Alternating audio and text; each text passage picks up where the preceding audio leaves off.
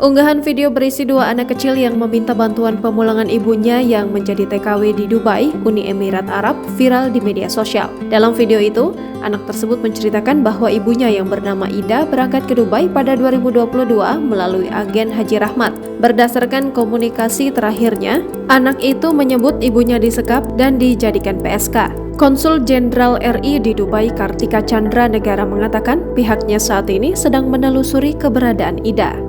Sampai saat ini kami terus berusaha menelusuri lokasi Ibu Ida, termasuk dengan memanfaatkan jaringan diaspora Indonesia di Dubai dan Emirat Utara, kata Chandra pada Kompas.com Minggu 9 Juli 2023. Selain itu, KJRI Dubai juga berkoordinasi dengan Kementerian Luar Negeri Republik Indonesia, Kepolisian Dubai, KBRI Abu Dhabi, dan Atase Kepolisian RI di Riyadh.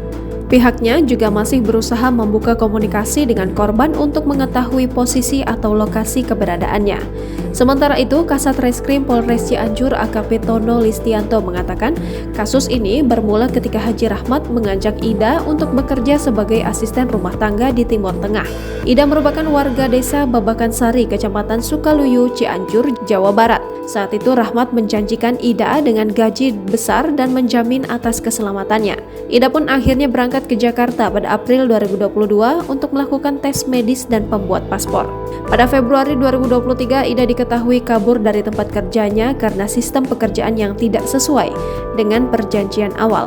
Ida kemudian menemui Eka, seorang WNI yang kemudian menjanjikannya pekerjaan layak dan gaji lebih besar. Akan tetapi nasib Ida di bawah Eka justru tidak jauh berbeda. Ia bahkan dijadikan sebagai PSK di sebuah apartemen di Dubai.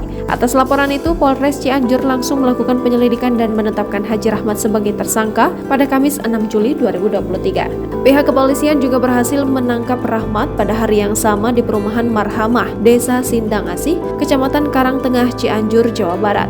Rahmat disangkakan pasal 4 dan pasal 10 Undang-Undang Nomor 21 Tahun 2007 tentang pemberantasan tindak pidana perdagangan orang JO pasal 81 dan atau pasal 83 dan atau pasal 86 Undang-Undang Nomor 18 Tahun 2017 tentang perlindungan pekerja migran Indonesia. Pihak kepolisian saat ini juga sedang mengejar sejumlah tersangka lain terkait kasus tersebut. Jangan lupa subscribe, share, komen, dan like ya!